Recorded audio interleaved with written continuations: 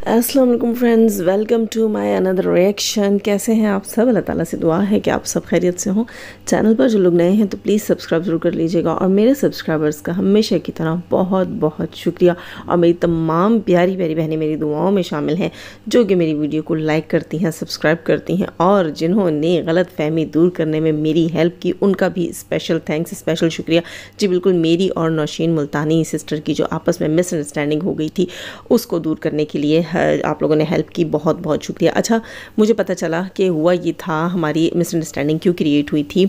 असल में सितारा यासीन से रिलेटेड उन्होंने कहीं कल सुबह रिएक्शन दिया था या कल दिन में रिएक्शन दिया था जिसमें उन्होंने सितारा के घर में पकने वाले साग और बाजरे की रोटी के ऊपर बात की थी। और इत्तेफाक से देखो, कल सितारा के व्लॉग में ये चीज़ थी, मैंने देखी हुई थी, बाजरे की रोटी और सरसों का साग और वो देसी घी या मक्खन कुछ डाला हुआ था और साजिद भाई खाना खा रहे थे। तो जिस वक्त मैंने फ़्लो में बात कर रही थी अपने रिएक्शन के अंदर, तो मैंने वो जब न्यूज़ वाली बात की तो उसमें फ़्लो में मैंने उस ही सीन को, सितारा के किचन के उस सीन के बारे में बात किया था। उस बॉटल के बारे में मैंने कहा रंग बिरंगी बत्तियों वाली बॉटल लाई है और जो है वो साग पका है। तो वो सारी बात मैंने की तो नौशीन को ऐसा लगा जैसे मुझे टारगेट किया गया, जैसे मुझे टोंट मारी गई है। ये चीज़ हुई, हम दोनों के बीच में ये मिसअंडरस्टैंडिंग हुई। हालांकि मैंने नौशीन मुल्तानी सिस्टर का वो रिएक्शन बिल्कुल देखा ही नहीं था, सुना ही नहीं था जिसमें नौशीन मुल्तानी ने साग और बाजरे की रोटी की बात की थी। मैंने सितारा के उसी रिएक्शन से रिलेटेड पॉइंट उठाकर न्यूज़ बना दी और नौशीन सिस्टर ने भी इत्तेफाक से उसी जो है रिएक्शन के उसी व्लॉग के अंदर से उसी सीन के ऊपर बात की हुई थी। तो उनको लगा कि मैं उन्हें टोंट मार रही हूँ, लेकिन अल्हम्दुलिल्लाह हमारी मिसअंडरस्टैंडिंग दूर हुई। मुझे अच्छा लगा, शुक्र है अल्लाह का कि सब ठीक हो गया। और मेरी जिन प्यारी प्यारी बहनों ने हमारी मिसअंडरस्टैंडिंग दूर कराने की में हेल्प की है उन सबका बहुत बहुत शुक्रिया। आपके इतने सारे प्यारे प्यारे कॉमेंट्स, इतने सारे प्यारे प्यारे मैसेजेस, मैंने सबको पढ़ा है। हाँ, रिप्लाई किसी को भी नहीं कर सकी, बस कुछ तबीयत ठीक नहीं थी, आप सबको पता है, हो जाता है, फिर तबीयत भी ऐसी हो जाती है। लेकिन अल्लाह का शुक्र है अब बेहतर हूँ और सब अच्छा हो गया। ठीक है, तो चलते हैं अपने मेन रिएक्शन की तरफ। सितारा यासीन आज गई हैं ऑर्फन हाउस, अनाथ आश्रम। और वैसे अनाथ आश्रम की पता नहीं है स्पेलिंग, मुझे जाके चेक करनी पड़ेगी अगर मैंने थंबनेल पर लिखा तो, कि मैं सही लिख रही हूँ कि नहीं। अच्छा, सितारा यासीन गई हैं, मुझे बहुत बहुत बहुत अच्छा भी लगा उनका जाना और सीरियसली मैं बहुत ज़्यादा उस व्लॉग को देख कर ना इमोशनल भी हुई। और मैं खाना खा रही थी, खाने से पहले मतलब व्लॉग देख रही थी, फिर मैंने आधे में व्लॉग रोका और हम सब ने खाना खाया। और यकीन करो, खाने के दौरान मैं बहुत ज़्यादा इमोशनल हुई थी और मुझे वही बच्चे बार बार जहन में आ रहे थे। इतनी प्यारी प्यारी बच्चियाँ, मासूम छोटे छोटे बच्चे, इतने मतलब उनको एटिकेट्स सिखाए जा रहे हैं, एथिक्स सिखाए जा रहे हैं, बेटा ऐसे बात करनी, ऐसे करनी। क्योंकि मैंने वहाँ नोटिस किया कि बच्चियाँ बहुत मुअद्दबाना तरीके से बात कर रही थीं, जो थोड़ी समझदार बच्चियाँ थीं। बैठने का, दुपट्टा ओढ़ने का उनको सलीका तरीका, तो दुख हो रहा था, बहुत अफसोस हो रहा था कि यार इतने प्यारे प्यारे बच्चे, इतने मैनर्स वाले बच्चे और इनके पेरेंट्स नहीं हैं। देखो, अल्लाह ताला देकर भी आज़माता है, लेकर भी आज़माता है। और उनको देखकर फिर सब्र शुक्र करने का भी दिल किया कि अल्लाह तेरा शुक्र है, हम अपने बच्चों के साथ हैं, अपनी फैमिलीज़ के साथ हैं। और उनके लिए भी दुआएं निकली कि अल्लाह ताला जो है उनके लिए इन फ्यूचर आसानियाँ और कामयाबियाँ पैदा करे और उन्हें ज़िंदगी में कोई कमी, कोई दुख ना हो और उन्हें नेक और अच्छा इंसान बनाए, ऐसा इंसान बनाए जिनसे अल्लाह राज़ी हो, जिनसे मुल्क और कौम तरक्की करे और वो बच्चे भी खुशहाल हों और मुल्क की खुशहाली और तरक्की का बायस बने। आमीन सुम्मा आमीन। अल्लाह ताला हमारे बच्चों को भी मुल्क, कौम, तरक्की और हमारे मज़हब की खुशहाली और तरक्की का बायस करे, हमारी आँखों की ठंडक बनाए और दोनों जहानों की कामयाबी हमारे सारे बच्चों को नसीब करें। आमीन सुम्मा आमीन। दोस्तों, बहुत अच्छा भी लगा, बहुत मैं इमोशनल भी हुई। और एक चीज़ जो है मैंने ये फ़ील की कि सितारा की ज़िंदगी में काफ़ी तब्दीली आएगी इन चीज़ों के बाद। हो सकता है कि उसके जहन से अपने रिश्तेदार निकलें जो ज़रूरतमंद के नाम पर, मैं कहती हूँ कि धोखा है, फ़रेब हैं, बल्कि अपने रिश्तेदार निकलें और इस तरह के ज़रूरतमंद उसके जहन में आएँ। मेरे जहन में ख्याल आ रहा था कि सितारा के पास जो है, पहले काफ़ी सारे उसके पास आते थे, पीआर्स आते थे कपड़ों के और काफ़ी सारी चीज़ें आती थी जैसे वो अपने रिश्तेदारों में बांटती थी। लेकिन अब उसको सोचना चाहिए, अगर उसके जैसे मुस्तफ़ा माशाल्लाह बहुत तेज़ी से कद निकाल रहा है, पिछले अरसे में हमने देखा मुस्तफ़ा के काफ़ी सारे नए नए कपड़े इसने निकाल कर दिए। इसी तरह आयु के काफ़ी कपड़े छोटे हो जाते हैं, तैयबा के हो जाते हैं और इसके अलावा पीआर्स भी काफ़ी आती हैं। तो मेरा ख्याल है इसके पूरे ख़ानदान में अब लोगों के चैनल्स ही चैनल्स हैं। अब वो लोग ज़रूरतमंद नहीं हैं, बल्कि अपने ऐश और आसाइश के हिसाब से अपने घरों घरों को रेनोवेट कर रहे हैं, अपने लिए चीज़ें बना रहे हैं। तो उस हिसाब से सितारा को चाहिए कि इन ऑर्फन हाउसेस में, इन अनाथ आश्रम्स में जाकर ये चीज़ें दे और दुआएं भी समेटे और अपना हिस्सा भी डाले, क्योंकि अल्लाह ताला ने इंसान को पैदा ही क्यों किया है। मैंने काफ़ी पहले भी इसके ऊपर बात की थी एक बार कि इससे पहले दुनिया में इंसानों से पहले जो है वो जिन्नात हुआ करते थे, उनकी कौमें आबाद थी, वो अल्लाह ताला की मखलूक थी। और फिर उनको हटाया इसलिए गया क्योंकि वो एक दूसरे के साथ हमदर्दी नहीं करते थे, एक दूसरे का ख्याल नहीं करते, बल्कि फितना और फसाद बर्पा कर रखा था। तो अल्लाह ताला ने उनको हटाया और इंसान यानी अशरफुल मखलूक़ात को पैदा किया। सिर्फ इसलिए उनको हटाया गया क्योंकि वो एक दूसरे के साथ हमदर्दी रहमदिली नहीं करते थे, बल्कि फसाद बर्पा किया करते थे। तो इंसान को क्यों पैदा किया गया? ताकि एक दूसरे के साथ हमदर्दी और रहमदिली की जाए। खैर, वाईटी के ऊपर तो लोगों ने बहुत फसाद बर्पा कर रखा, सितारा को बहुत ट्रोल किया जा रहा था, ना सिर्फ जा रहा था बल्कि ट्रोल किया जा भी रहा है। ठीक है, बस बात यह ना कि कोई गौर नहीं करता कि हो क्या रहा है, असल में हो क्या रहा है और करना क्या चाहिए। खैर, वो अलग बात है, जब कभी बात निकली तो इस पर भी बात होगी। यहाँ तक मैं बात कर रही हूँ कि हमें एक दूसरे के काम आना चाहिए। और सितारा जो है वो अब ताहिरा सिस्टर के साथ जुड़ी है और उसको पता चला है कि लाइफ क्या है, लाइफ को कैसे जीना है। और मज़े की बात या खुशी की बात यह कि वो अपने जो व्यूवर्स हैं, अपनी ऑडियंस हैं, अपने सपोर्टर्स हैं, उनको भी देखती है, सुनती है और उनकी समझती और मानती भी है। जैसे कि कल परसों की बात है कि उसने फिर समझा माना कि भाई रिलेटिव्स को वाकई घर में घुसा कर दिखाना नहीं चाहिए, वरना मुश्किलात और बढ़ सकती हैं।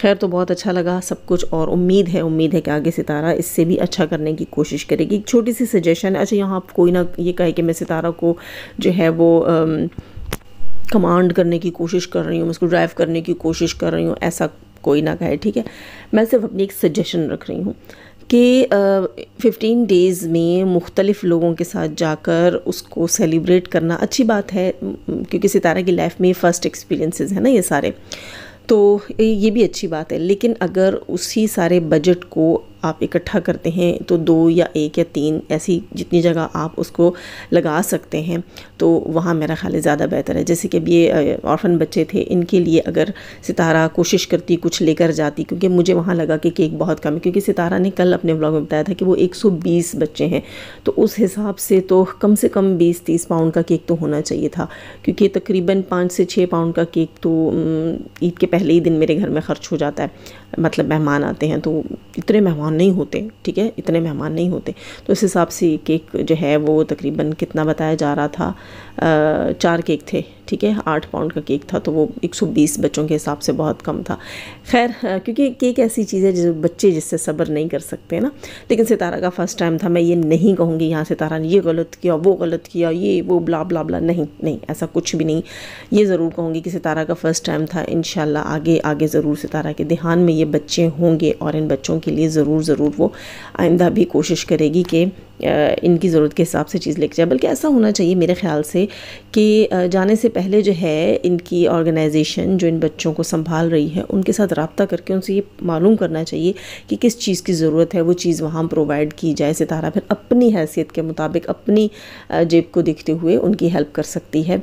तो ये एक अच्छा इक़दाम है और मुझे लगता है इन फ्यूचर हमें ऐसी अच्छी चीज़ें सितारा के व्लॉग्स में देखने को मिलेंगी। और ये कहना कि भाई सितारा को तो पता ही नहीं था, यूँ करे वो क्यों नहीं करती, ये कंजूस है, इसने पैसे बचाए हैं, ये किया है, वो क्या, नहीं, ये सब बकवास है, ये सब गलत है। क्योंकि उस औरत का भी आज फर्स्ट एक्सपीरियंस है इस चीज़ में। इन फ्यूचर जैसे वो ताहिरा सिस्टर से जुड़ी है, अब आहिस्ता वो अपनी चीज़ों, अपनी लाइफ में चीज़ों को एक्सपीरियंस करेगी तो खुद ब खुद उसको तरीका आएगा। ऐसा नहीं होता कि पहले दिन ही हम जाएँ, जैसे मिसाल के तौर पर पहले दिन ही कोई मुझे कहे कि जाओ भाई तुम बिरयानी बना लो, और तब से उससे पहले मैंने कभी बिरयानी बनाई ना हो और मैं जाओ कि एवन फंटास्टिक बिरयानी बना के ले, ऐसा नहीं होता। ठीक है, मुझे सब कुछ सीखना पड़ेगा, करना पड़ेगा, देखना पड़ेगा, तो ये ऐसा होता है। तो ये नहीं होता जैसे सितारा को हम जाके कहना शुरू कर दें कि नहीं भाई ये तो ये नहीं करके गई, उनके लिए गिफ्ट्स नहीं लेके गई, उनके लिए कपड़े नहीं लेकर गई, ब्ला ब्ला ब्ला, तो ये सब फजूल है, बकवास है। हाँ, उम्मीद की जा सकती है कि आगे इंशाल्लाह सितारा इन चीज़ों का ख्याल रखेगी। इस बार तो उसके 15 डेज़ उसने बहुत सारी जगहों पर जाना है और अब देखते हैं आगे फ्यूचर में क्या क्या देखने को मिलता है, तो उस हिसाब से उसको अपना बजट भी लेकर चलना है। अच्छा, यहाँ पर मेरी ट्रोलिंग मत कीजिएगा, अच्छा मुझे जो सही लगा मैंने कहा।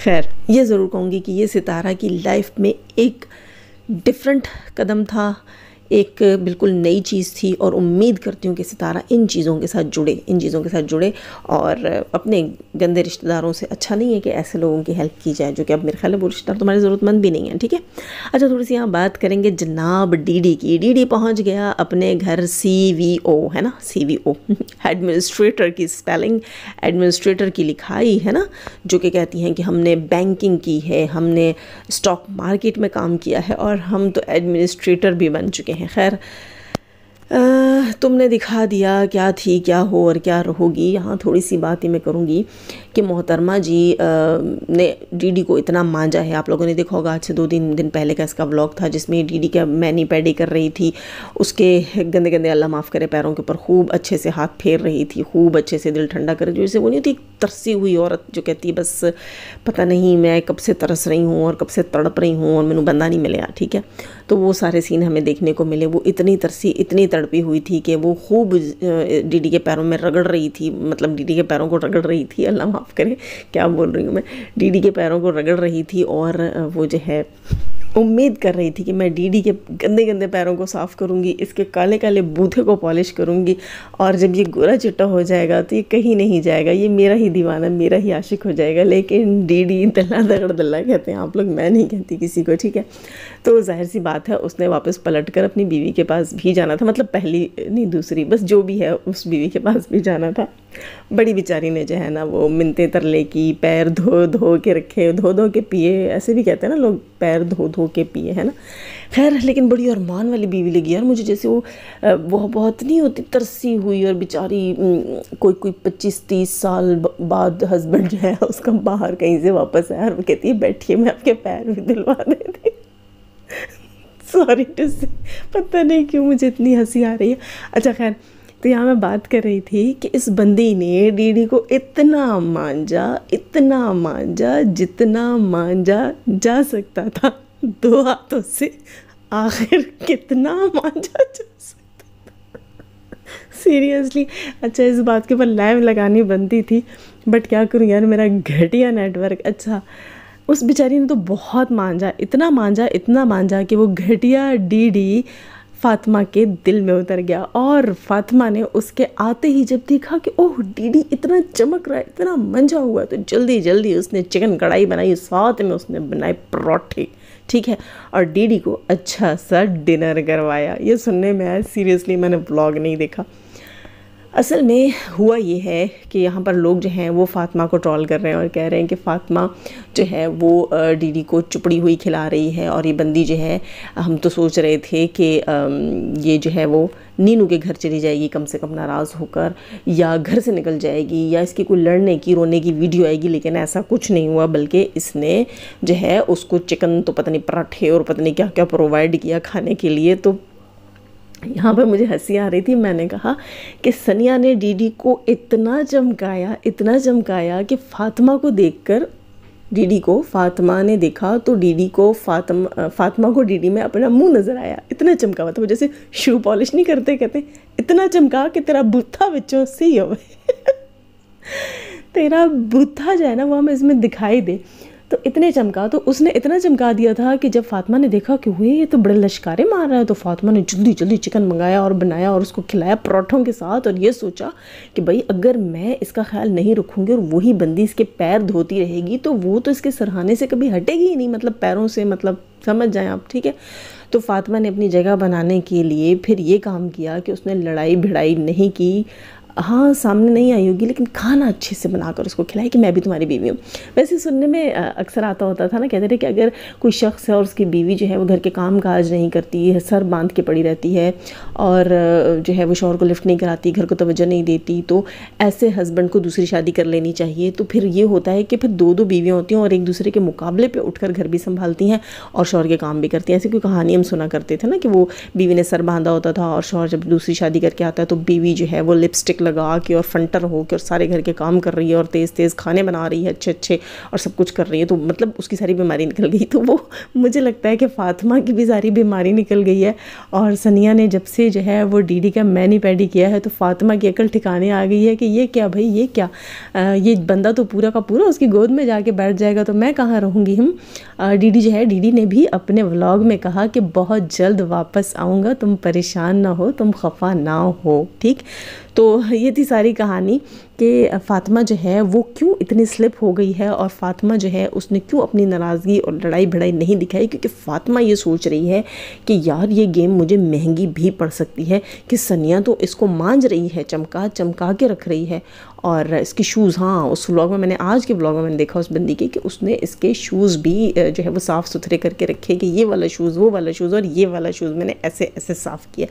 तो सुमेरा को लगता है कि कहीं डीडी मेरे हाथ से ना निकल जाए। एक और चीज़ यहाँ मैं ऐड करती चलूँ, इस बंदी का डीडी के जाने के बाद का जो व्लॉग था उसमें मुझे हंसी आ रही थी कि इसने इतनी बड़ी सच्चाई अपनी खोली। अच्छा, मैंने शायद फ़्लो में जो है वो फ़ातिमा का नाम सुमेरा दे दिया, यार ये हो जाता है मेरे साथ फ़्लो में, तो इसके लिए सॉरी। खैर, तो मैं बात कर रही थी कि इस बंदी ने अपनी बहुत बड़ी सच्चाई खोली कि इसका डीडी के साथ 2 साल से टांका भिड़ा हुआ है और इन दोनों के बीच में 2 साल से समझ रहे हैं ना आप लोग, समथिंग इज़ फिशी फिशी वो चल रहा था, ठीक है। तो ये समथिंग फिशी फिशी जो है ये 2 साल से चल रहा था। ये इस बंदी ने खुद माना, और कैसे माना जनाब, इसका व्लॉग था, शायद इसका व्लॉग था, किसका था, इसी का तो था ना, किसकी बहन का था, इसका ही था। उसमें ये अपनी माँ के साथ बैठी हुई है कि भाई डीडी ने इसको कॉल किया कि मैं जा रहा हूँ और सनिया की तबीयत ठीक नहीं, सनिया खफा होगी, सनिया परेशान होगी, जाओ उसके पास बैठ जाओ, ठीक है। और ये बंदी कहती है कि भाई डीडी ने मुझे संभाला है और डीडी ने मेरे लिए बहुत कुछ किया है।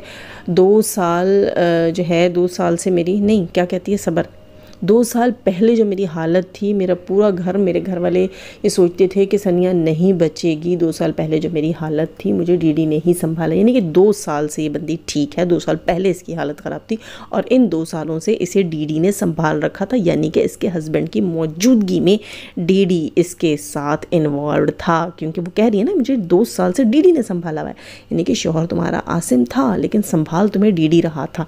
किस तरीके से संभाल रहा था तुम बेहतर जानती हो भाई, हम इस बारे में कुछ नहीं कह सकते, तुम्हारे अपने मुंह के अल्फाज हैं कि 2 साल पहले तुम्हारी वो हालत थी और तुम्हें डीडी ने संभाला है, यानी कि 2 साल से तुम्हें डीडी संभाल रहा है, यानी कि डीडी के साथ तुम्हारा अंदर खाने जो है वो कोई और रिश्ता, कोई और नाता तुम्हारे हस्बैंड के होते ही जुड़ चुका था। खैर, एक और चीज़ भी हमें कहूँगी कि इमोशनल ब्लैकमेलिंग इसने स्टार्ट कर दी है। डीडी के जाते ही इसने अपने व्लॉग के अंदर एक छोटा सा सीन डाला है कि रात के पता नहीं क्या बज रहे हैं और मेरी हालत हो रही है और मेरी तबीयत बिल्कुल भी ठीक नहीं है और मैं जा रही हूँ, मैं उठ रही हूँ, मैं मेडिसिन ले रही हूँ, ये हो रहा है वो हो रहा है। भाई हमें क्या पता, अब डीडी के जाने के बाद तुम्हें कोई और भी संभाल रहा हो, हम तो नहीं जानते ना।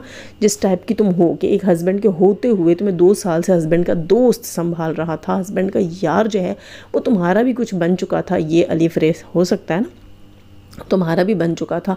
तो अब हमें नहीं पता कि डीडी की गैर मौजूदगी में भी तुम्हें कौन कौन संभाल रहा है। खैर वो ऐसा ही डिज़र्व करता है यार, हम क्यों बैठ के कहते हैं, मुझे समझ नहीं आती, लेकिन चलो सब कहते हैं तो हम भी कह देते हैं, वरना फिर ऐसे बंदों की बीवियाँ ऐसी ही होंगी जैसा कि ये है। अच्छा, एक मज़े का कमेंट था मेरी पिछली वीडियो के नीचे, किसी ने ये लिखा कि हमें लगता है कि शुएब जो है वो डीडी से इंस्पायर्ड है और शुएब ने तीसरी शादी जो है वो डीडी से इंस्पायर होकर की है। वाकई यार मुझे भी लगता है कि शुएब मलिक जो है वो डीडी से इंस्पायर हुआ और उसने भी तीसरी शादी कर डाली। खैर दोस्तों, कमेंट सेक्शन में अपनी राय का इजहार ज़रूर कीजिएगा और लाइक करना मत भूलिएगा। अपना बहुत सारा ख्याल रखिएगा, दुआ में याद रखिएगा। अल्लाह हाफ़िज़।